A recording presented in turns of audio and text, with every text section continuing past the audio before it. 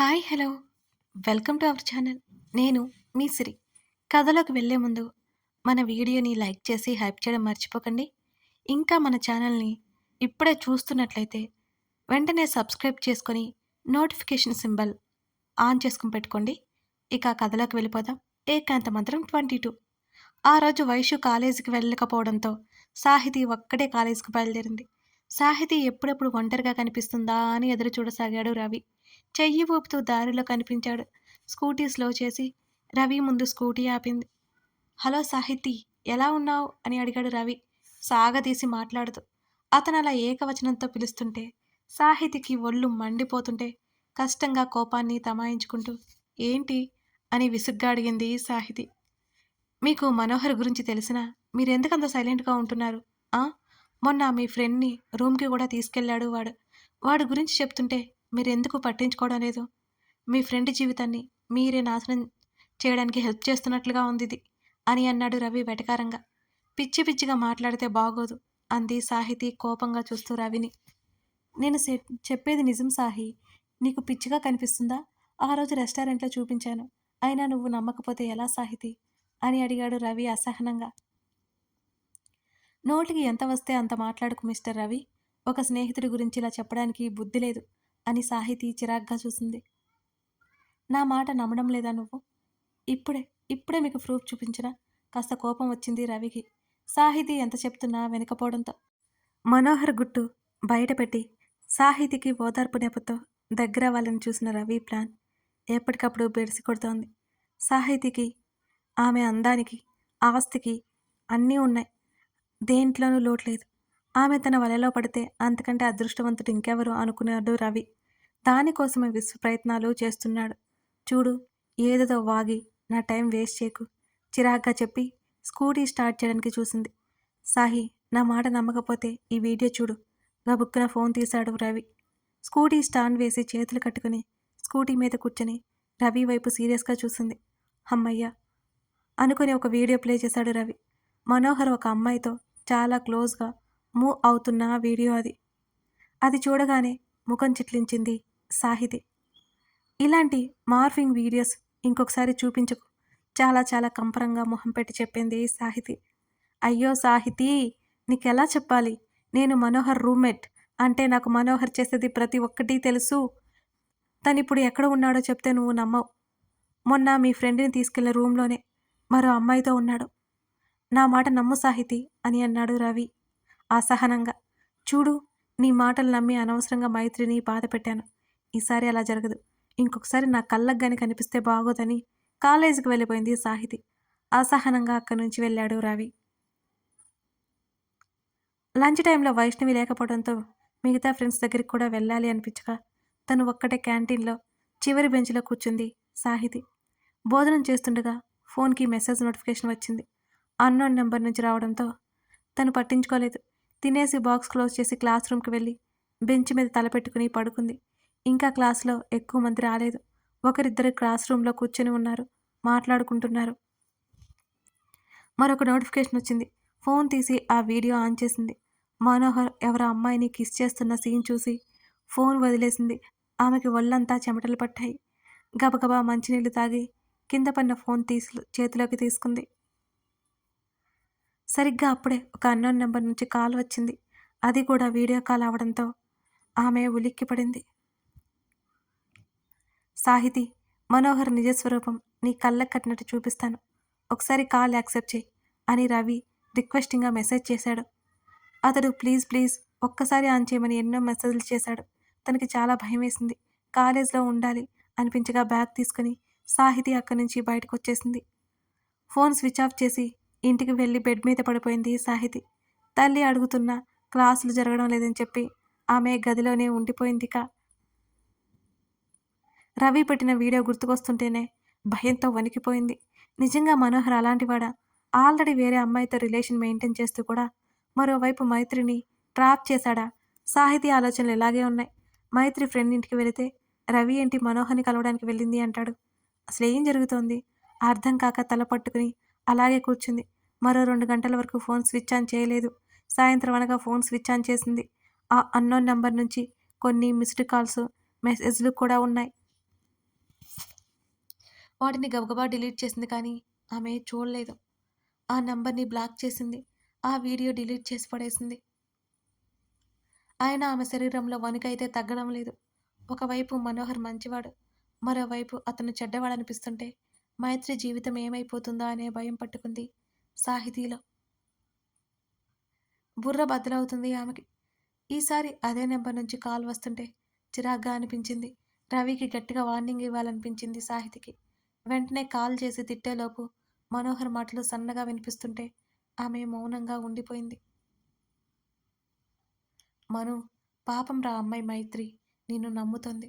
నువ్వేమో మోసం చేస్తున్నావు. ఆల్రెడీ ప్రియతో ఉన్నావు. మళ్ళీ మైత్రిని ఎందుకురా లాగడం అని అడిగాడు రవి. ఎక్కువ మాట్లాడితే ఫ్రెండివి అని కూడా చూడను. Priya passing cloud. కానీ నా మైతు అలా కాదు. తనంటే నాకు ప్రాణం. ఏది ఏమైనా తను నేను పెళ్లి చేసుకొని తీరుతాం. ఇప్పుడు నాకు డబ్బు అవసరం కాబట్టి ప్రియతో తప్పక ఉంటున్నాను. నువ్వు నా విషయంలో ఎక్కువ జోక్యం చేసుకోవద్దు. అర్థమైందా అంటూ సీరియస్‌గా వార్నింగ్ ఇస్తున్న మనోహర్ మాటలకి గుండె వేగం పెరిగింది సాహితీకి ఒక్కసారిగా. అంటే ఇప్పటివరకు మనోహర్ నటిస్తున్నాడా? వెనుక ఇదంతా చేస్తున్నాడా? ఆల్రెడీ వేరే అమ్మాయితో తిరుగుతూ మైత్రిని మోసం చేస్తున్నాడా?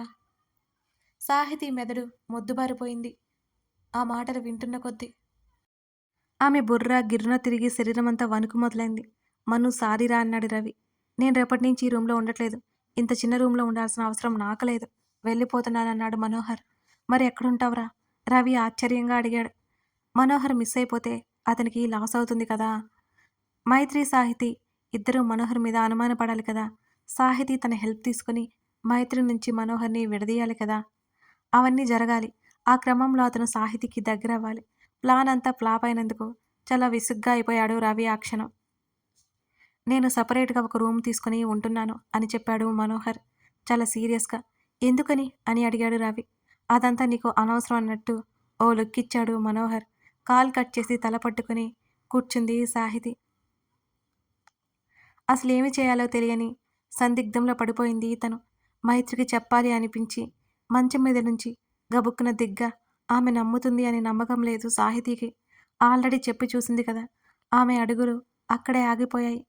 మంచం మీద చతికిల పడింది సాహితి. తల పట్టుకుని అర్జున్‌కి చెబితే ఖచ్చితంగా ఆ మనోహర్‌ని చంపేస్తాడు. అర్జున్ పైకి ఎంత సరదాగా, సున్నితంగా కనిపిస్తాడో లోపలంత కోపం దాగి ఉంటుంది. ఒక్కసారి కోపం వస్తే కనుక ప్రళయకాల రుద్రుడైపోతాడు అర్జున్. ఇంకెవరితో చెప్పాలి? ఇంకెవరితో చెప్పాలి? పోనీ తనే సమస్య సాల్వ్ చేస్తే, మనోహర్ గురించి మైత్రికి తెలిసేలా చేస్తే, అసలు ఎలా చేయాలి?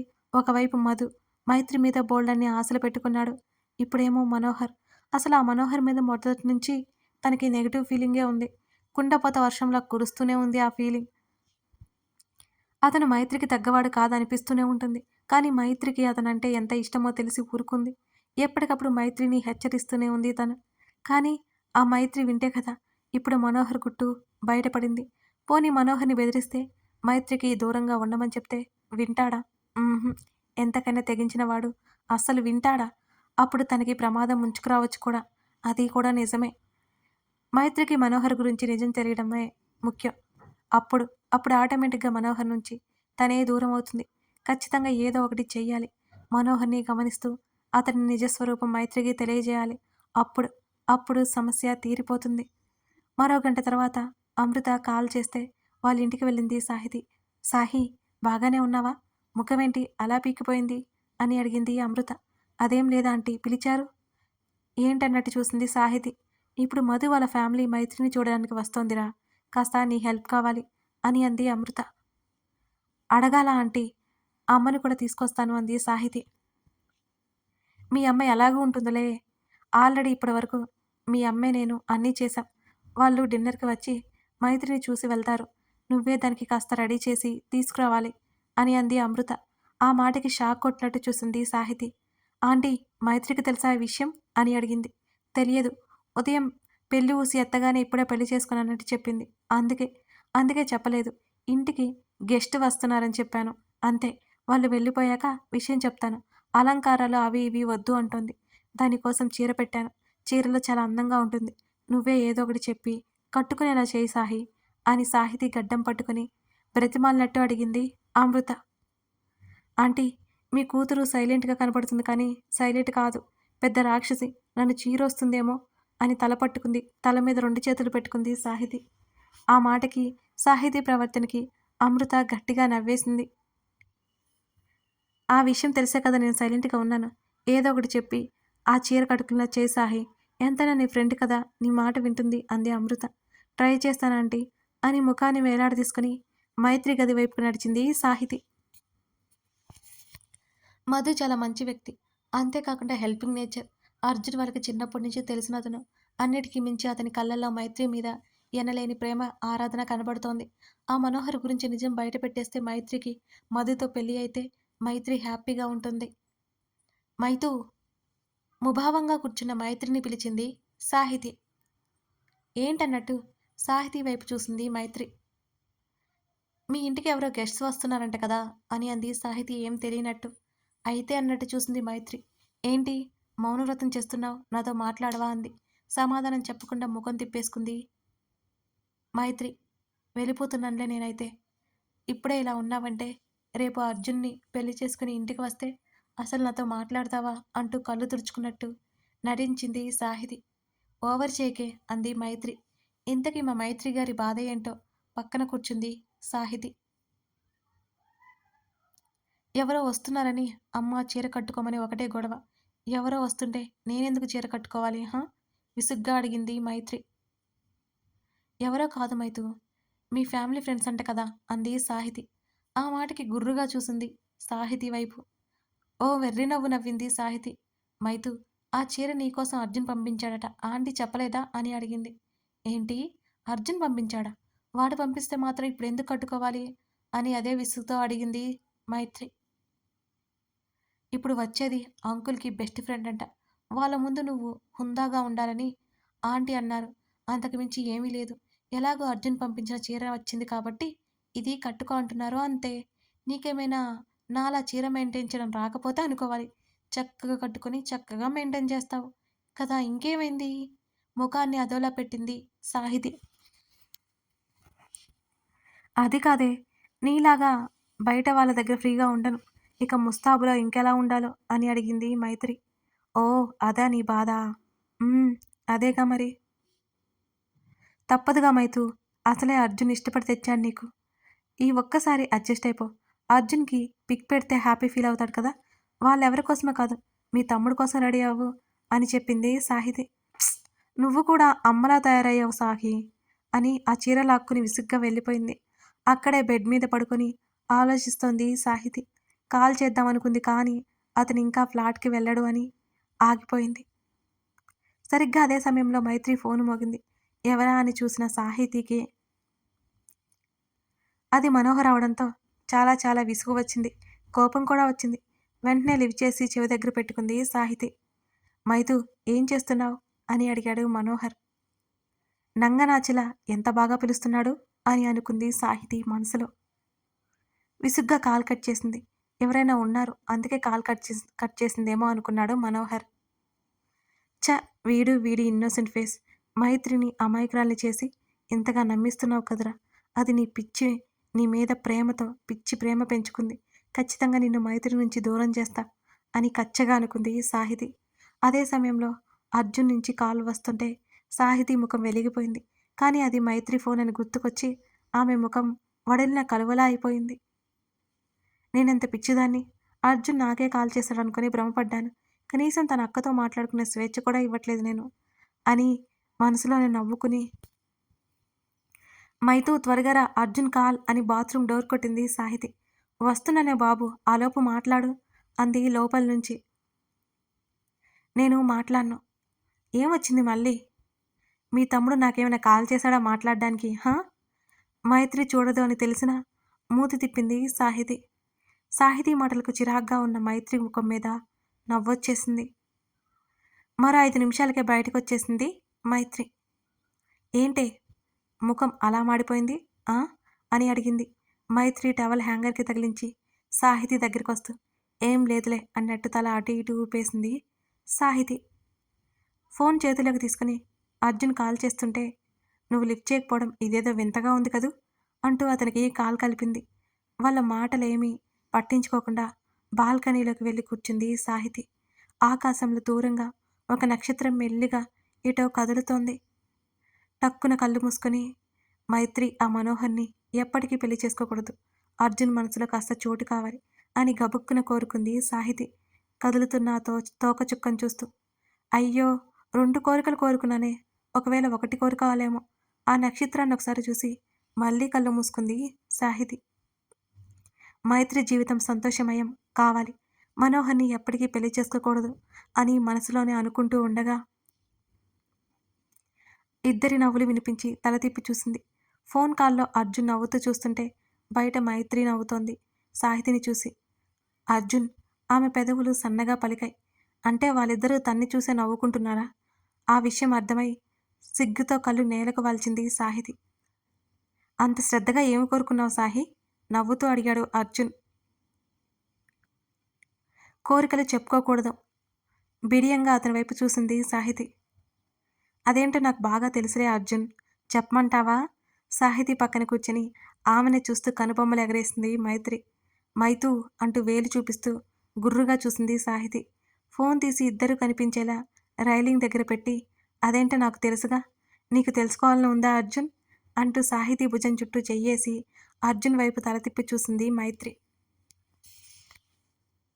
ఊరించకుండా విషయం ఏంటో చెప్పు మైతూ అని అన్నాడు అర్జున్ ఇంకా సాహితీని ఏడిపిస్తూ. అర్జున్ తప్పు కదూ, అలా వినొచ్చా అంది సాహితీ అలకగా ముఖం పెట్టి. నాకేం ప్రాబ్లం లేదు సాహి. ఇలాంటి సీక్రెట్స్ తెలుసుకోవాలంటే అది నీ సీక్రెట్స్ తెలుసుకోవాలంటుంటే చాలా థ్రిల్లింగ్‌గా ఉంటుంది అని నవ్వాడు. మైతూ చెప్పావంటే చంపేస్తా కోపంగా అంది సాహితి. రేయ్! దీన్ని చూసావా? నీ ముందు నన్ను బెదిరిస్తుంది. అసలేం కోరుకుందో చెప్పనా? అంటున్న మైత్రి నోటి మీద చెయ్యడ్డు పెట్టి మూసేసింది సాహితి. సాహి నువ్వేం చెప్పట్లేదు కదా! మైత్రిని చెప్పనివ్వు అని అన్నాడు అర్జున్ ఫోన్‌లో నుండి వాళ్ళిద్దరిని చూసి నవ్వుతూ. నువ్వు ఆగర్జున్. మీ అక్కకేం తెలీదు అని మైత్రి నోటి మీద గట్టిగా చెయ్యేసి పట్టుకుంది సాహితి.